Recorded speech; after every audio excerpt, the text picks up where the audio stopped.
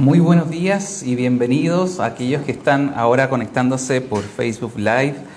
Estamos ya reunidos, una buena cantidad de hermanos. Quisiéramos mostrarles por la cámara cuántos estamos acá, casi completo el aforo, que ahora es un poco mayor a 34. Y damos las gracias de tener esta instancia, tanto presencial como incluso por estos medios digitales, contentos de saber, a pesar de la distancia de ustedes. Quisiera comenzar esta mañana dando algunos avisos. Primero, que Karen está de cumpleaños, así que todos después van a poder pasar a saludarla.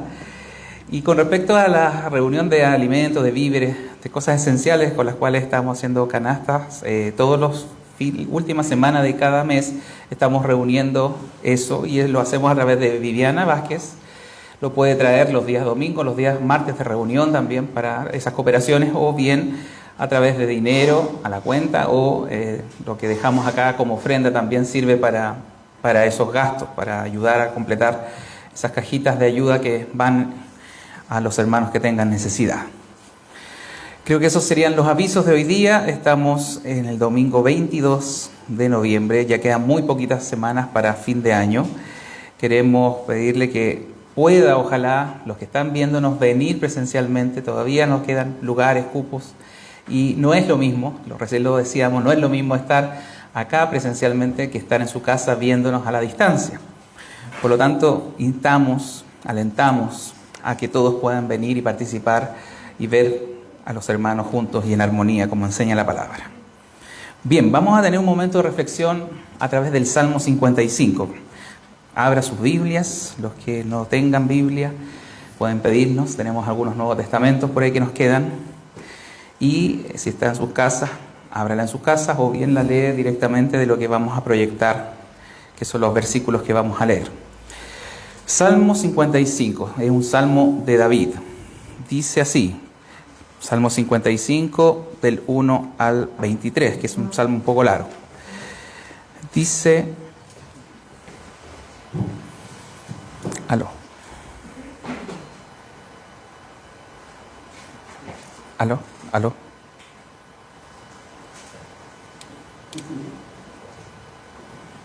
Aló. Aló, ahí sí. Bien, leamos entonces juntos Salmo 55 del 1 al 23, Salmo de David. Dice: Escucha, oh Dios, mi oración, y no te escondas de mi súplica. Está atento y respóndeme. Clamo en mi oración y me conmuevo, a causa de la voz del enemigo, por la opresión del impío, porque sobre mí echaron iniquidad y con furor me persiguen. Mi corazón está dolorido dentro de mí, y terrores de muerte sobre mí han caído. Temor y temblor vinieron sobre mí, y terror me ha cubierto. Y dije: ¿quién me diese alas como de paloma? Volaría yo y descansaría. Ciertamente huiría lejos, moraría en el desierto. Me apresuraría a escapar del viento borrascoso de la tempestad. Destrúyelos, oh Señor, confunde la lengua de ellos, porque he visto violencia y rencilla en la ciudad. Día y noche la rodean sobre sus muros, e iniquidad y trabajo hay en medio de ella. Maldad hay en medio de ella, y el fraude y el engaño no se apartan de sus plazas. Porque no me afrentó un enemigo, lo cual habría soportado, ni se alzó contra mí el que me aborrecía, porque me hubiera ocultado de él. Sino tú, hombre, al parecer íntimo mío, mi guía y mi familiar, que juntos comunicábamos dulcemente los secretos y andábamos en amistad en la casa de Dios. Que la muerte les sorprenda, desciendan vivos al Seol, porque hay maldad en sus moradas en medio de ellos. En cuanto a mí, a Dios clamaré, y Dios me salvará. Tarde y mañana y mediodía oraré y clamaré, y Él oirá mi voz. Él redimirá en paz mi alma de la guerra contra mí, aunque contra mí haya muchos. Dios oirá y los quebrantará luego, porque Él permanece desde la antigüedad, por cuanto no cambian ni temen a Dios. Extendió el inicuo sus manos contra los que estaban en paz con Él, violó su pacto. Los dichos de su boca son más blandos que mantequilla, pero guerra hay en su corazón. Suaviza sus palabras más que el aceite, mas ellas son espadas desnudas. Echa sobre Jehová tu carga y él te sustentará. No dejará para siempre caído al justo. Mas tú, oh Dios, harás descender a aquellos al pozo de perdición. Los hombres sanguinarios y engañadores no llegarán a la mitad de sus días. Pero yo en ti confiaré. Amén. Bien, si hay alguna cosa que podemos rescatar siempre de los Salmos, es que ningún hijo de Dios va a pasar su vida de felicidad y sin problemas. Vemos aquí a David, ese es el autor del Salmo. David, un hombre que tenía una gran comunión con Dios, pero que también pasó muchas situaciones de vida difíciles de enfrentar. En este caso, este salmo está en relación a cuando él era rey, su mismo hijo, Absalón, y uno de sus consejeros, Ahitofel, también estuvieron haciendo un complot contra él para tomar el poder. Y eso es lo que él está reclamándole a Dios. Está reclamándole justicia porque él tenía un comportamiento y estas personas, que eran, ¿no es cierto?, su propio hijo y su consejero cercano, estaban tomando y maquinando en la ciudad situaciones para sacarlo del poder, derrocarlo finalmente. Y si bien hay mucho que hablar de la historia de David, que no sería para largo y no podríamos alcanzarlo todo, lo principal creo que podemos rescatar de este salmo es cómo David llevaba su problema ante Dios. Los salmos también nos enseñan a orar. Nos dicen que tenemos problemas, que hay situaciones de vida todos que nos complican y que nos hacen la vida, decimos acá en Chile, a cuadritos, con dificultades, con peligro, con acechanza. Nadie está exento de eso, ningún cristiano, por más hijo de Dios que seamos, ninguno va a tener una vida grata y llena de felicidad. Por lo demás, si usted recuerda la historia de los apóstoles, los profetas, fue una vida de tormento, una vida de sacrificio, de muchas veces ser ninguneados por la gente a causa de su temor reverente a Dios. Y David, ¿no es cierto?, y a través de todos los salmos que vemos, de peticiones que él hace, él reclama a Dios porque se haga justicia. Por lo tanto, Dios no necesariamente va a hacer lo que David está pidiendo, de descalificar a estas personas. Muchas veces esas personas tropiezan y, como es el caso de su hijo, Absalón terminó muriendo por ese complot, él mismo terminó pagando con muerte su propia desviación. Pero siempre Dios va a considerar nuestra oración. Y a pesar de que a lo mejor no va a ser las cosas como nosotros las pidamos, Él tiene una respuesta a sus hijos, siempre la va a dar. Sea una respuesta que nos favorezca o no necesariamente. Conocemos la historia de David, que por causa de haber pecado con Betsabé, hubo algunas condiciones que Dios les dio como una consecuencia de su pecado. Por lo tanto, las consecuencias que Dios determina para la vida de sus hijos también son cosas que no podemos modificar, porque Dios las permite. Pero sí tenemos todo el derecho, como David, de pedirle a Dios, de clamar a Él, porque Él va a oír su voz. Y ese es el único que en definitiva, en última instancia, nos va a limpiar, nos va a salvar, como lo menciona el Salmo, y nos va a llevar a una morada tranquila y en paz. Siendo que a las personas que no cambian su conducta, no tienen arrepentimiento, como fueron este hijo de David, Absalón, con Ahitofel, que era su consejero, terminaron muy mal en la historia que puede revisar en 2 Samuel, capítulo 15 en adelante. Por lo tanto, aprendamos de los salmos a orar, a pedir, a exponer nuestra causa delante de Dios. Y Él sabrá qué va a hacer con nuestra vida, con nuestras demandas. Él siempre tiene la mejor respuesta que nosotros a nuestras propias necesidades. Oremos un momento. Señor, te damos gracias por compartir este salmo. Permítenos entender y conocer los sufrimientos de otras personas, de otros hermanos, que pudieron exponer su causa delante de ti, que aprendamos a poder orar de la manera correcta, a pedir que tú, Señor, nos libres de maldad, que hagamos nuestra parte cambiando nuestra actitud, arrepintiéndonos cuando hemos fallado.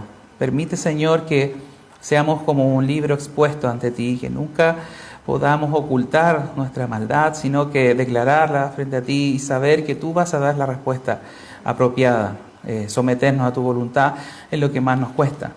Ayúdanos, Señor, una vez más también en este día a poder comprender tu palabra, no solamente este salmo, sino lo que Juan Manuel ahora va a exponer. Prepara nuestros corazones, prepara nuestros oídos espirituales, Señor, que tú llamas a abrir, que tú llamas a escuchar, para que podamos comprender mejor lo que tú deseas de nuestras vidas. Gracias, Señor, una vez más por estar reunidos y pedimos, Señor, que tanto los que están acá como los que nos ven por Facebook puedan ser edificados con tu palabra.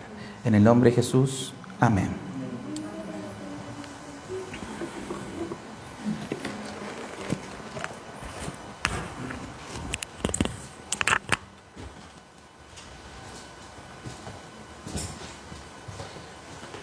Buenos días aún, hermanos amados.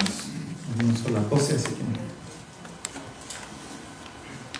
Bien, rápidamente usted sabe dónde tiene que abrir su Biblia, ¿cierto? Usted conoce ya. Yo creo que ni siquiera tengo que mencionar el contexto porque ya todos conocen muy bien el contexto de la segunda carta a los Corintios.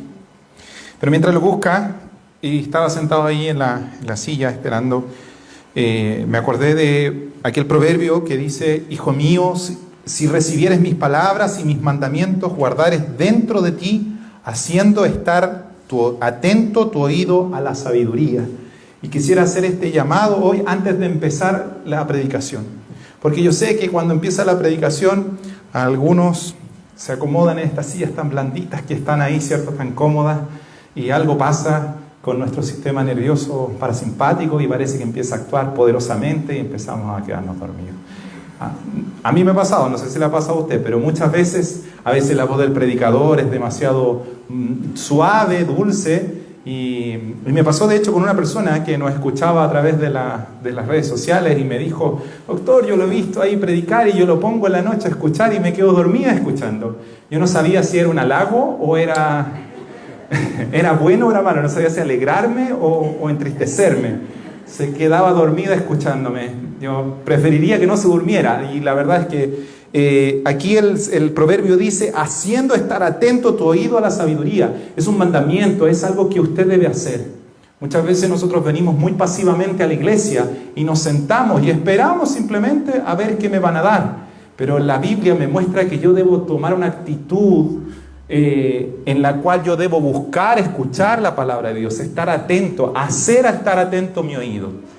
Recuerde que cuando Jesús predicaba, dice la Biblia, que no había hombre que tuviera la autoridad que él tenía para hablar, que ni sus enemigos eran capaces de hacerlo callar, porque cuando se acercaban a Jesús y lo escuchaban hablar, se le quitaban todas las ganas de llevárselo preso y se quedaban ahí escuchando, porque Jesús hablaba de una manera tan extraordinaria que hasta sus enemigos reconocían su autoridad. Y sin embargo, habían personas que estaban ahí y cuando se iban no se acordaban de nada de lo que Jesús había hablado. Así y todo.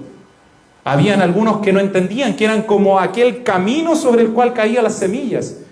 ¿Se acuerdan de la parábola del sembrador? Venían las aves y se comían las semillas y la palabra era quitada de sus corazones. Bueno, mi llamado antes de empezar en el mensaje es decirle: haga estar atento su oído.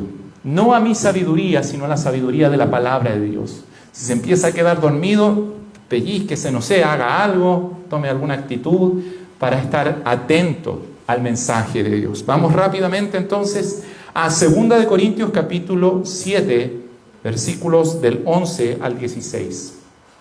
2 de Corintios capítulo 7, versículos del 11 al 16. Dice: porque he aquí esto mismo de que hayáis sido contristados según Dios, qué solicitud produjo en vosotros, qué defensa, qué indignación, qué temor, qué ardiente afecto, qué celo y qué vindicación. En todo os habéis mostrado limpios en el asunto. Así que, aunque os escribí, no fue por causa del que cometió el agravio, ni por causa del que lo padeció, sino para que se os hiciese manifiesta nuestra solicitud que tenemos por vosotros delante de Dios. Por esto hemos sido consolados en vuestra consolación, pero mucho más nos gozamos con el gozo de Tito, que haya sido confortado su espíritu por todos vosotros. Pues si de algo me he gloriado con él respecto de vosotros, no he sido avergonzado, sino que así como en todo os hemos hablado con verdad, también nuestro gloriarnos con Tito resultó verdad. Y su cariño para con vosotros es aún más abundante cuando se acuerda de la obediencia de todos vosotros, de cómo lo recibisteis con temor y temblor, me gozo de que en todo tengo confianza en vosotros. Para los que hemos estudiado esta carta a los Corintios, este pasaje nos parece bastante fuera de lo que veníamos acostumbrados, porque tanto en la primera carta como en la segunda carta parece palo tras palo. Parece que Pablo los reta sobre una y otra cosa, les llama la atención a estos hermanos de Corinto sobre una y otra falta que estaban cometiendo, pero aquí vemos alabanza a los hermanos de Corinto. Vemos que dice palabras buenas respecto a ellos. Y como se vio la semana pasada, el apóstol Pablo relata cómo inicialmente le pesó haber tenido que escribirles una dura reprensión a los hermanos de Corinto, porque habían situaciones que era necesario corregir. Pero después, ahora en este capítulo 7, Pablo cambia su sentir por un gozo, por una alegría, al ver la actitud, el cambio que habían tenido los hermanos, destacando al mismo tiempo que el dolor o tristeza que es según Dios produce arrepentimiento para salvación. Eso está en los pasajes que se leyeron la semana pasada. Y por sentir ese tipo de tristeza no hay razón para sentirse mal, para lamentarse, sino que esa tristeza que me lleva al arrepentimiento es una tristeza, es una bendita tristeza. En contraste, el domingo pasado también se vio, hay tristeza que viene del mundo, ¿cierto? Problemas, conflictos, dolores de este mundo que solo llevan a muerte. El pecado produce dolor, produce muchas veces situaciones muy tristes que no tienen ninguna ganancia. Hay personas que se consuelan con ese famoso dicho, no hay mal que por bien no venga. ¿Lo has escuchado? Mucha gente que trata de consolarse a veces en alguna situación mala diciendo esto. Pero la verdad de la vida es que muchas situaciones no traen ningún bien. Hay muertes, hay enfermedades, hay dolores, hay situaciones producto del pecado de unos o de otros que no traen ningún bien. Y debemos ser sinceros. Y debemos decir que hay situaciones en la vida que lo único que traen es muerte. Solo la misericordia de Dios, que nos lleva al arrepentimiento, que nos lleva a comprender la vida, que nos lleva a mirar la vida desde otra óptica, es la que puede hacer que un dolor se transforme en una bendición. Porque aunque nos contrista, aunque nos aprieta el corazón al mostrarnos nuestros pecados y mostrarnos nuestra condición, al mismo tiempo nos salva y da vida, ofreciendo su perdón a quienes se arrepienten de corazón sincero. ¿Se ha arrepentido alguna vez? ¿Sabe lo que es el arrepentimiento? ¿Sí? ¿Está seguro? Porque hoy precisamente es de eso lo que vamos a hablar. Vamos a ver cómo se evidencia un verdadero arrepentimiento. Es una palabra muy común que usamos en nuestro vocabulario a diario, pero que muchas veces lo que nosotros llamamos arrepentimiento no es arrepentimiento. Es un simple dolor, es un simple remordimiento, pero no es un verdadero arrepentimiento, o al menos no conforme a lo que la palabra llama arrepentimiento. Y en la vida de estos hermanos de Corinto, que habían sido duramente reprendidos por el apóstol, no por una situación, sino por muchas situaciones, vamos a ver cuáles son los frutos de un verdadero arrepentimiento, cómo se puede evidenciar en una persona si realmente en ella, en su interior, ha ocurrido el arrepentimiento. El arrepentimiento es el dolor más dulce que puede existir. Puede ser tan amargo como los dolores de parto, pero de la misma manera, da a luz vida. Pero arrepentimiento no es lo mismo que remordimiento. Ambos producen dolor, pero solo uno da a luz vida. Hoy continuaremos entonces analizando este concepto de arrepentimiento que ya se comenzó a ver la semana pasada, y en el texto que nos corresponde ver, que acabamos de leer, vamos a ver con detalle cómo se puede distinguir un arrepentimiento de un mero remordimiento. Dios nos ayude para que nuestra vida, Él encuentre en nuestra vida verdadero arrepentimiento, porque es eso lo que el Señor busca en nuestros corazones. Ese es el fruto que Dios busca. ¿Qué dijo Jesús? ¿Qué dice la Biblia? Dice que Él predicaba y decía: arrepentíos y convertíos, porque el reino de los cielos se ha acercado. ¿Cuál fue el mensaje de Jesús en la tierra? Ese: arrepiéntanse. ¿Cuál fue el mensaje de Pedro cuando le predicó después del día de Pentecostés? Le predica a los 3.000 que estaban escuchando y los acusa de haber crucificado a Jesús. Eso lo puede ver en el libro de los Hechos, en los primeros capítulos. Le dijo, arrepiéntanse y bautícense, y vendrán de la presencia de Dios tiempo de refrigerio. Ese pasaje no lo voy a analizar ahora, se lo dejo como tarea para la casa, pero precisamente dice que los que estaban escuchando sintieron un dolor profundo en su corazón, se empezaron a contristar porque se dieron cuenta que era cierto, ellos habían crucificado al Mesías, ellos habían asesinado al Salvador, al Hijo de Dios, y empezaron a sentir el tremendo dolor de conocer su culpa. Antes no se sentían culpables, antes tal vez pensaban que eran personas que iban camino al cielo, que eran buenas personas, pero cuando fueron confrontados con la palabra de Dios, empezaron a sentir un dolor tan profundo que ellos dijeron, varones, ¿qué haremos? Le pidieron a Pedro, ¿qué haremos? ¿Qué hacemos ahora? Que somos culpables de semejante pecado. Y Pedro les dice, arrepiéntanse. Este es la clave. Este es un punto tan importante en su salvación. No solamente la salvación de los que vivieron en Corinto, de los que vivieron antes, sino la salvación de su propia alma. Entonces le pido que esté atento, que haga estar atento su oído y pueda verificar y chequear en su vida con la palabra de Dios si realmente ha habido arrepentimiento en su corazón o solamente ha tenido meros remordimientos. Porque el verdadero arrepentimiento produce efectos tan evidentes y tan demostrables en el que se arrepiente que uno los puede medir. Y no solo eso, sino que produce efectos en quienes miran ese arrepentimiento, en quienes son testigos de ese arrepentimiento. De hecho, dicho sea de paso, el bautismo es una forma externa de demostrar precisamente eso, el arrepentimiento. En que usted era una persona y que ahora ha muerto a ser esa persona para vivir ahora de otra manera, para vivir ahora otra vida. Eso en parte quiere graficar. En otras palabras, el arrepentimiento trae vida a quien se arrepiente y a quienes son testigos de este genuino arrepentimiento. Vamos al texto entonces, y para analizarlo, déjeme separarlo en dos. Fíjese su Biblia, son varios versículos, del 11 al 16, pero quisiera primero agrupar en el 11 y 12 los efectos del arrepentimiento en el arrepentido, en la persona que se arrepiente. Y del 13 al 16 vamos a ver los efectos en los testigos, en aquellos que observan cómo es lo que sucede en una vida de alguien que se arrepiente. Leamos nuevamente entonces 2 Corintios capítulo 7, del 11, el 11 y el 12. Porque he aquí esto mismo, que hayáis sido contristados según Dios, qué solicitud produjo en vosotros, qué defensa, qué indignación, qué temor, qué ardiente afecto, qué celo y qué vindicación. En todo os habéis mostrado limpios en el asunto.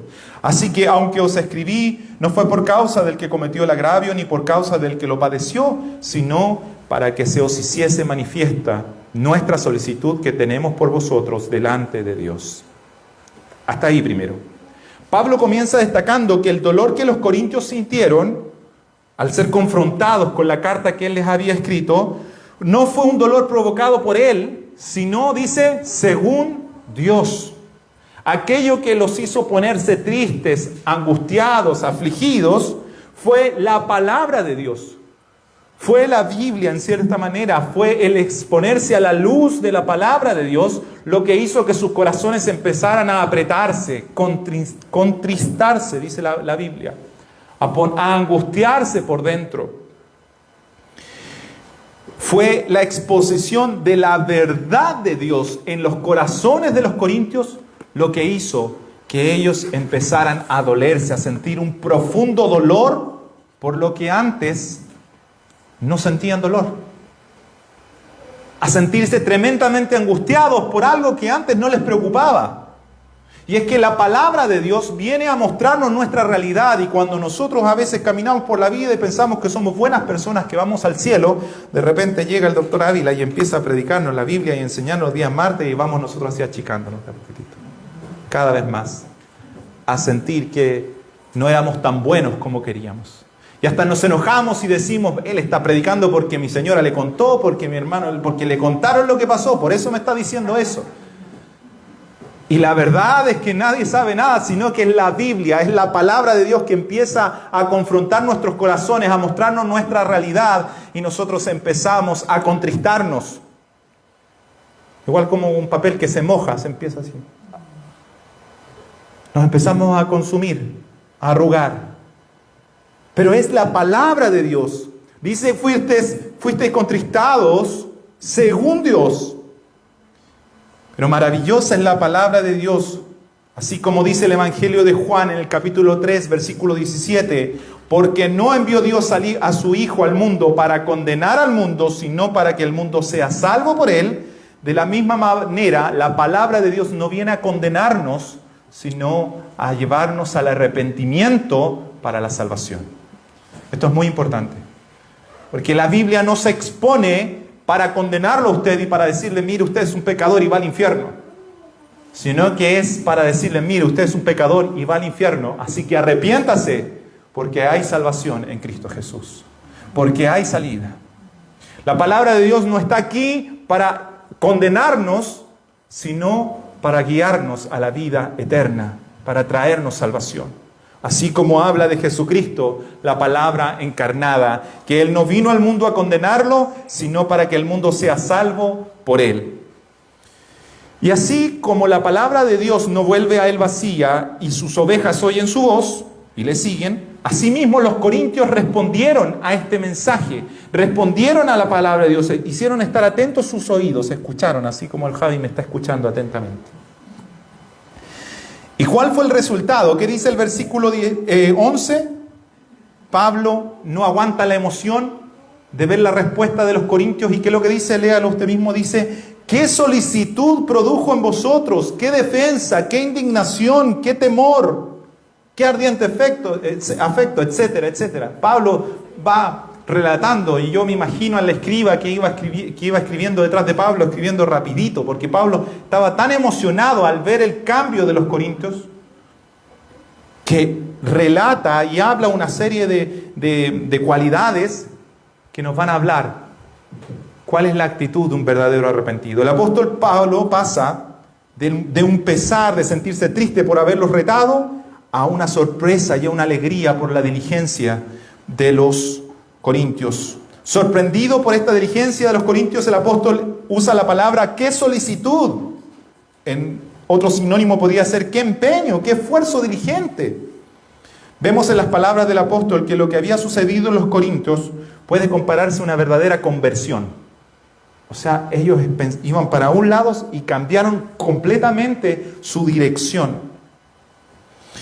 Ellos pasaron de una condición de indiferencia y tolerancia al pecado a rechazar con solicitud y firmeza ese mismo pecado y volverse de corazón a las palabras del apóstol y de Dios.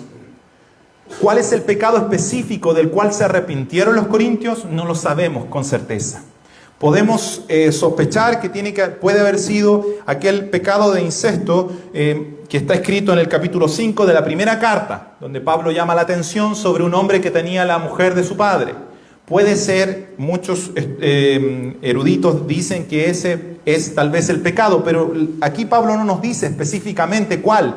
Y la verdad es que en 1 Corintios tenemos varios pecados que Pablo le llama la atención. Entonces, ¿cuál de todos? No lo sabemos con certeza. Pero independiente de cuál o cuáles fueron los pecados de los que se arrepintieron, el actuar de ellos no fue superficial, sino radical. Y en el listado de la actitud que ellos tuvieron, nosotros podemos ver y chequear en nuestra propia vida si realmente nos hemos arrepentido o hemos simplemente tenido remordimiento por el pecado. Vamos con detención, palabra por palabra. Mire, dice, ¿qué solicitud? Lo primero que ocupa de la actitud de los corintios. Fíjese en su Biblia. ¿Qué solicitud? Nos habla de una sincera búsqueda por hacer las cosas bien. Pero no bien ante los ojos de los hombres, sino de Dios. El arrepentimiento provoca un profundo deseo de enmendar nuestro actuar. De manera de agradar a Dios, no de maquillar nuestro error. Esto no es un maquillaje, no es como, bueno, pero no importa si ya pasó. Es un deseo profundo de enmendar aquella actitud o aquel pecado que antes cometimos. Es una sincera disposición a enmendar nuestra conducta de manera que ésta sea perfecta. Eso es solicitud. Eso es. Y luego dice, ¿qué defensa? La traducción de esta palabra es una palabra que a lo mejor usted ha escuchado antes. Es la palabra apología. Es la palabra que se usa para hablar de cuando uno defiende el Evangelio. De hecho, hay una rama dentro de la teología que se llama la apologética, que es prepararse para defender el Evangelio. Y Pablo destaca que no solo hubo en ellos el deseo de hacer bien las cosas, sino que hubo defensa. Dice, ¿qué defensa? Los corintios pasaron de ser suspicaces y estrechos de corazón con el apóstol a ser personas que se pusieron ahora del lado del apóstol, a defender lo que él decía, a defender su ministerio. Antes criticaban su ministerio y ahora pasaron a su bando, por así decirlo. ¡Qué defensa! Y mucho más no solo del apóstol, sino mucho más de la palabra de Dios. Porque esto es lo que provoca el arrepentimiento. El verdadero arrepentimiento en nuestro corazón hace que nosotros pasemos de, sí puede ser, pero es que la Biblia a lo mejor fue escrita por hombres y tal vez se equivoca, a defenderla ardientemente, a ponerse, a estudiarla realmente y a decir, wow, no hay otro libro como la Biblia. No hay verdad fuera de la Biblia. El verdadero arrepentimiento provoca que en su corazón usted pase de la suspicacia a la convicción, de dudar si es que Dios es el camino, a defender que no hay otro camino fuera del Evangelio de Jesucristo. Eso es lo que provoca el verdadero arrepentimiento, provoca una apología, una defensa de la verdad, pasar de los cuestionamientos a la palabra de Dios a una defensa fiera de la palabra de Dios. Qué solicitud, qué defensa, qué temor, qué ardiente afecto, dice. Son palabras de sentimientos fuertes, profundos. Temor, ardiente afecto. Está hablando de sentimientos internos muy potentes en los hermanos. Fíjese, no fue que ellos cambiaron, bueno, ya Pablo, para que no te enojes, ya vamos a dejar que el hermano venga a las reuniones de oración nomás, aquel que tenían que echar. ¿Cierto? Eso para los que estuvieron en las prédicas de Primera de Corintios. Pablo dice que al tal echarlo afuera a las tinieblas, Satanás, yo lo entregué a Satanás, dice. Ellos no tomaron una actitud de decir, bueno, ya sí, lo vamos a pensar, Pablo, y vamos a analizar tu solicitud y vamos a ver qué podemos hacer. No, dice que ellos tuvieron un temor y un ardiente afecto. Este temor no es miedo. No es un pánico. El arrepentimiento no produce pánico, no produce miedo, sino que este temor es el mismo concepto que hay en otros pasajes, como por ejemplo, Filipenses 2:12, escuche esto que dice, por tanto, amados míos, como siempre habéis obedecido, no como en mi presencia solamente, sino mucho más ahora en mi ausencia, ocupaos de vuestra salvación con temor y temblor. Este temor no es el miedo que paraliza, sino que este temor es ese deseo de hacer las cosas bien. Es el anhelo que hace que el escultor se fije en el más mínimo detalle para que su escultura quede perfecta. Y ese temor que provoca el arrepentimiento es aquel que nos lleva a querer hacer las cosas bien delante de Dios. No delante de los hombres, no por si nos mira o no nos mira el pastor, sino delante de Dios, como dice este pasaje, como siempre habéis obedecido, no solo en mi presencia, sino también en mi ausencia. Este temor que Pablo destaca en los Corintios es ese anhelo por hacer las cosas verdaderamente conforme a la palabra de Dios.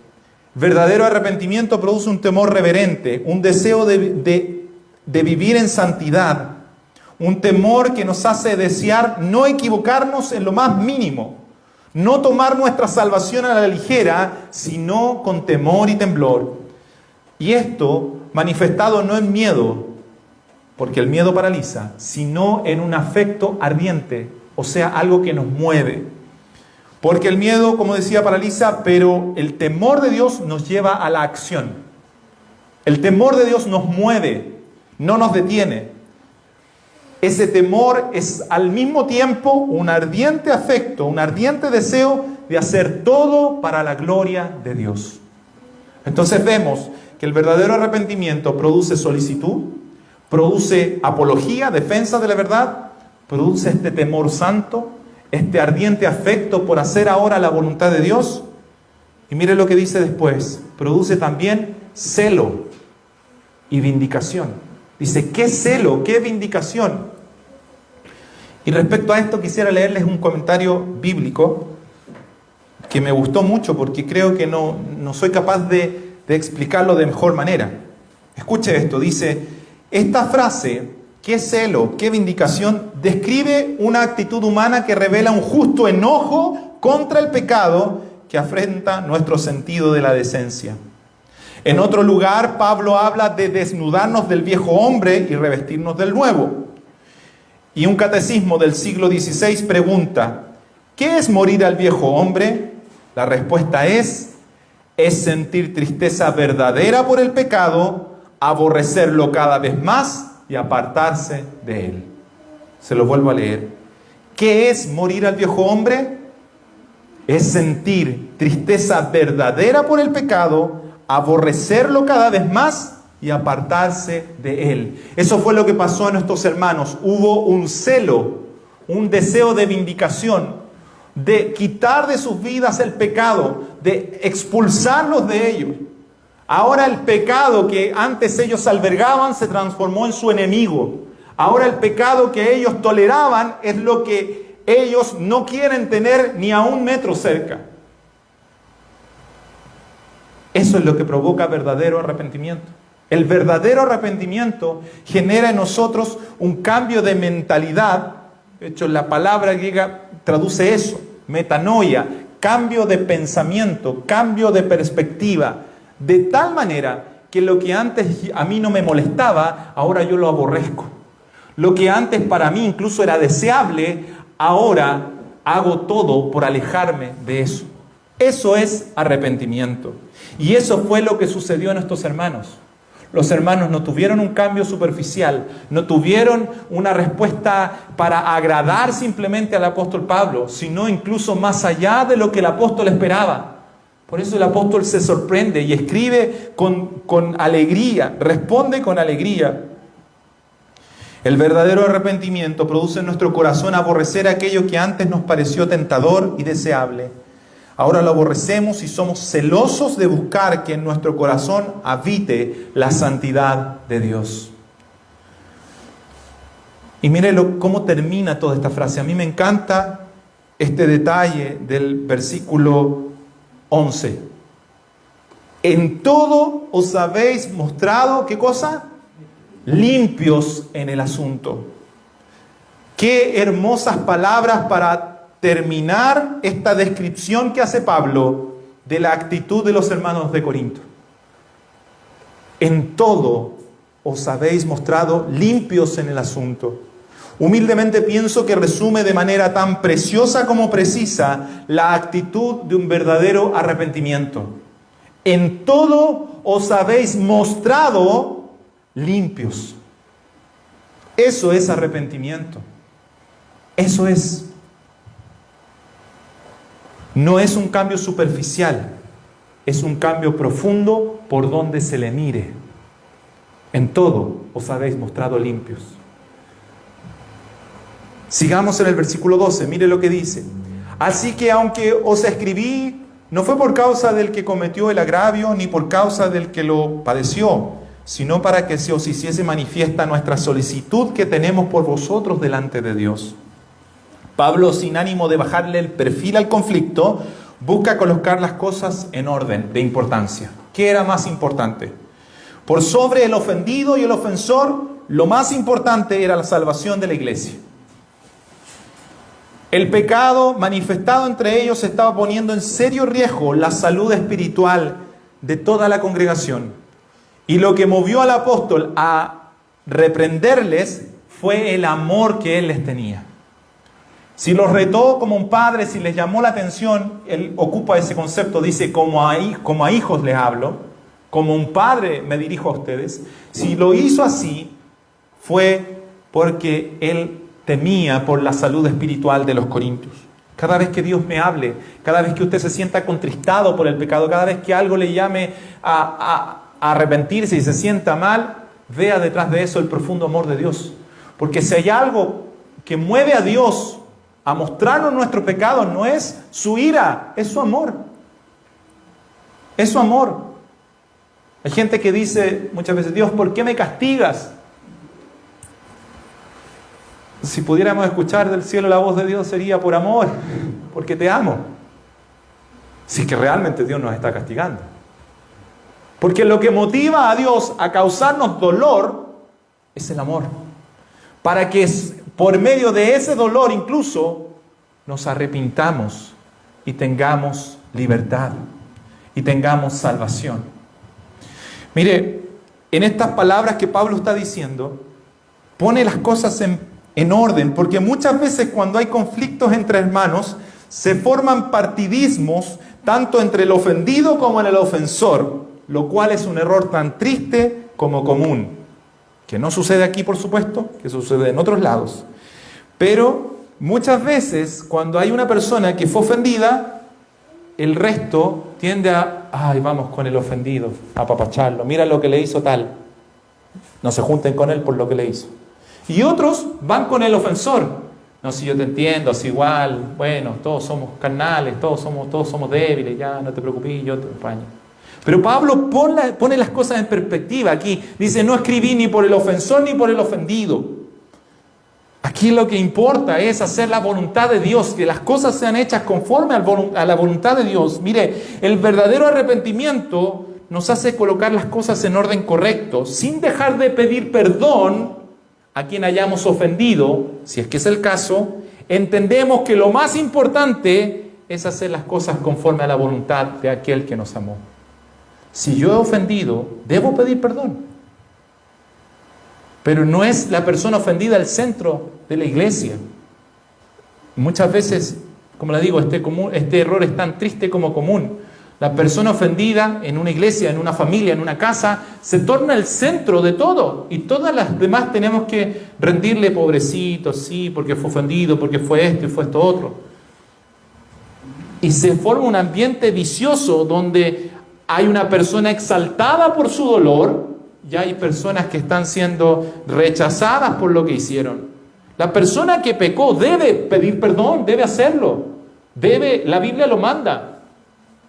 Y la persona ofendida debe perdonar. No por causa del ofensor, ni el ofensor por causa del ofendido, sino por causa de Dios, por causa de aquel que nos amó. Y siendo nosotros ofensores, Él vino a perdonarnos. Él vino a morir por nosotros. Si realmente creemos en Él, esto es lo que debemos hacer.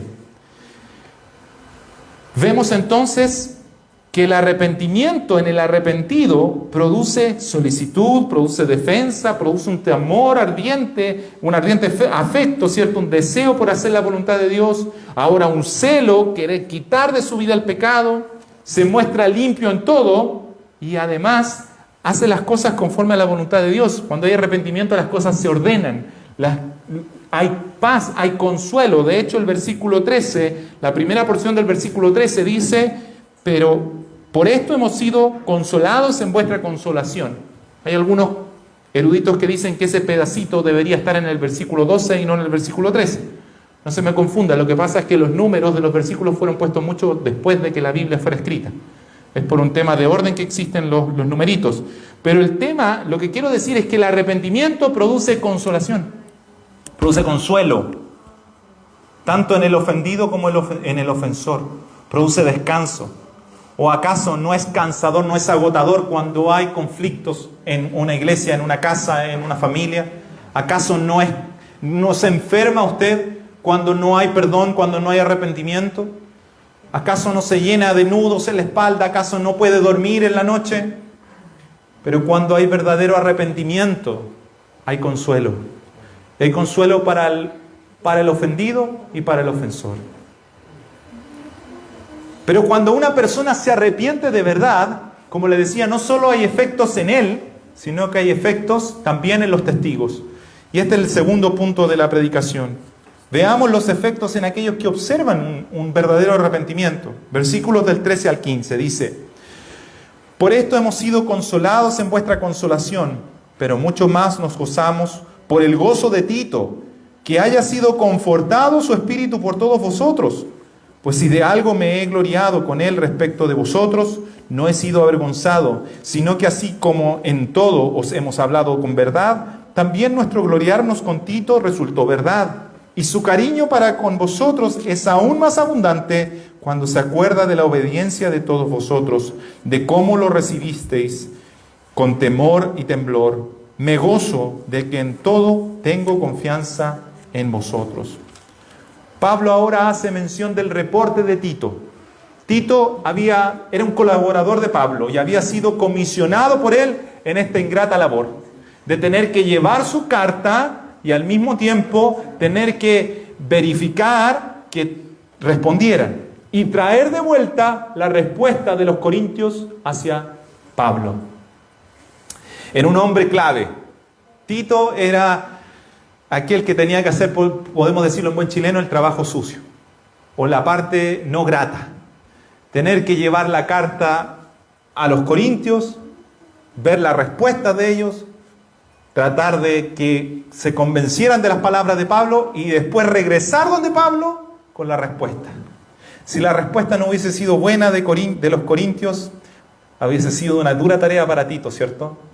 Pero ¿qué dice la Biblia? ¿Qué dice el pasaje?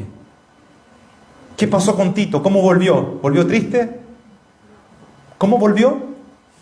Lleno de gozo, lleno de alegría. Habla de gozo, es una palabra de una alegría suprema, de una alegría mayor a simplemente la alegría que nos puede generar un partido de fútbol, un cambio de entrenador. Señor, escúchanos. Una alegría mayor, una alegría de haber presenciado algo realmente importante. Cuando hay genuino arrepentimiento, como le decía, hay consuelo, hay descanso. Pero también este consuelo después se transforma en gozo en los espectadores. Como dice el Señor, os digo que así habrá más gozo en el cielo por un pecador que se arrepiente que por 99 justos que no necesitan arrepentimiento. Jesús lo dice. Jesús dice que los ángeles se gozan cuando hay alguien que se arrepiente, pero no cuando hay alguien que se arrepiente someramente, sino que alguien que se arrepiente como lo estamos viendo aquí, cuando alguien realmente busca con solicitud cambiar su vida, que lo busca con anhelo, con ardiente afecto, con celo, vivir una vida ya no conforme al mundo, ya no conforme a sus pensamientos, sino conforme a la palabra de Dios. ¿Sabe que cuando usted en su vida dice, yo voy a caminar ahora conforme a la palabra de Dios, conforme a la verdad de Dios, los ángeles desde el cielo están mirando y empiezan a poner la música y empiezan a celebrar? Cuando ven lo que vieron en los corintios, personas que pasaron de ser tolerantes al pecado ahora a ser personas que defienden la verdad, personas que antes pasaban en el mundo calladas y decían, ¿qué opinas tú de esto? De otros, sí, puede ser. A personas que hay que pedirle, por favor, ya cállate. Es que no puedo callarme, porque el Señor me ha perdonado, porque el Señor me ha dado su gozo. Es que no puedo dejar de hablar lo que Él ha hecho en mi vida. Hay algunos que le molesta más que el cristiano hable mucho a que esté callado. A mí me molesta más que esté callado. ¿Se entiende lo que quiero decir? Hay algunos que dicen, sí, pero este no deja de predicarle a nadie.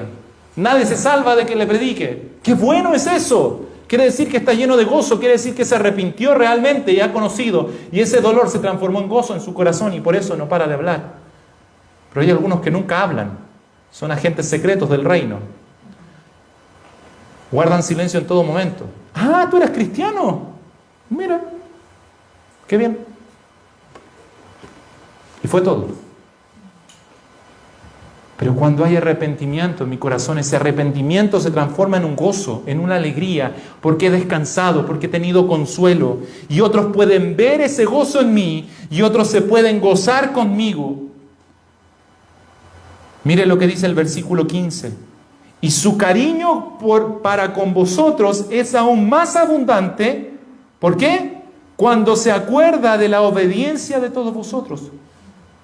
Tito estaba gozoso, volvió lleno de gozo al ver el cambio en los corintios. De cómo lo recibiste nuevamente con temor y temblor, queriendo hacer las cosas bien, queriendo hacer todo en orden. El genuino arrepentimiento de los corintios generó en quienes lo vieron la actitud de ellos un afecto entrañable. Eran ahora deseables los corintios. Y finalmente, el verdadero arrepentimiento permite que pueda haber confianza, es decir, permite que las relaciones sean sanadas. Versículo 16 dice: me gozo de que en todo tengo confianza en vosotros. Los espectadores de una persona arrepentida ahora pueden confiar en ella. Ahora se pueden acercar. No es el arrepentido el que dice, sí, yo confío en Pablo. No eran los corintios los que decían, confiamos en Pablo, sino que Pablo, el que había sido ofendido, ahora dice, yo puedo confiar en ustedes, porque he visto verdadero arrepentimiento. Concluyamos. Podemos decir que un genuino arrepentimiento sin duda provoca tristeza y muchas veces profundo dolor, tal como se describe del arrepentimiento de Pedro después de negar a Jesús. Lucas 22:62 dice, y Pedro saliendo fuera lloró amargamente. Pedro tuvo un profundo dolor de arrepentimiento por lo que había hecho. Pero el arrepentimiento no es un mero dolor, un remordimiento como lo sintió Judas. Judas también le pesó haber entregado a Jesús, pero Judas se suicidó. Judas no se arrepintió, Judas simplemente sintió remordimiento. Pedro se arrepintió, porque cuando el Señor lo llamó, cuando escuchó que Jesús no estaba en la tumba, corrió a la tumba, corrió a ver a su Señor. El arrepentimiento, como le decía, no es un mero dolor por algún error cometido. El verdadero arrepentimiento es algo tan poderoso que transforma completamente a quien lo sufre y al mismo tiempo impacta a los testigos del cambio. Como hemos visto en la vida de los hermanos de Corinto, el arrepentimiento es fruto de la obra de la palabra de Dios en el corazón.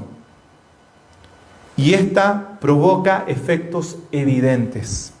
Cuando usted escucha la palabra de Dios y la recibe, le va a causar dolor a lo mejor porque le va a demostrar su pecado, pero va a provocar en usted una solicitud, un ardiente afecto, un celo por la verdad, por hacer la voluntad de Dios.